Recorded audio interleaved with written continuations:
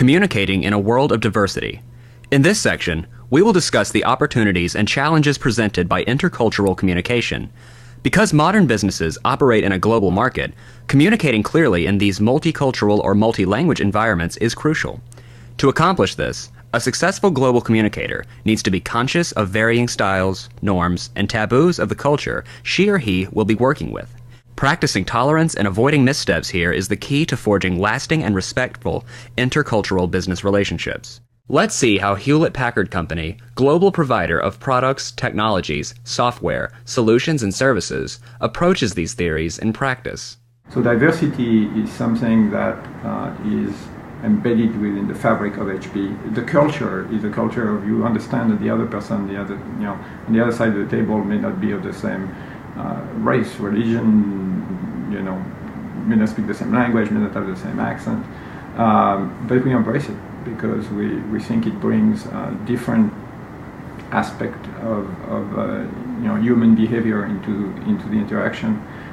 We leverage diversity also because some people coming from some countries or some region of the world might have more talent, whether it's in sales or it's in technology.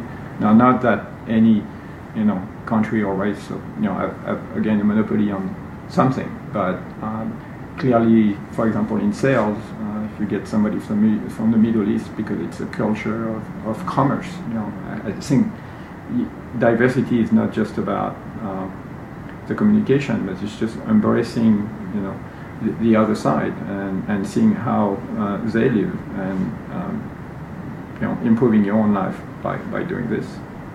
Number one challenge sometimes is communication, but it's kind of by region. So, for example, if you go to Japan or even China, they speak English, but the way the language, the Japanese is spoken when it gets translated into English, creates some confusion on what the meaning is. So there could be some challenges sometimes around the body language.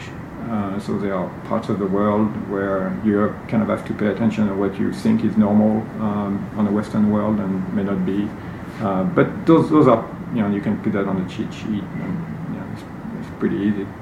We have lots of tools for preparation to doing business in other countries. In fact, we have an internal website that you can go to and read about business behaviors and negotiation in that country.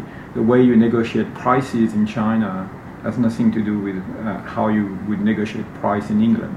And there's different approaches to the thing. So we have a lot of resources that we can go and read, and it's well packaged, and it's not 700 pages to read. It's usually a couple of pages that's going to highlight what is important in a business relationship, in a foreign country.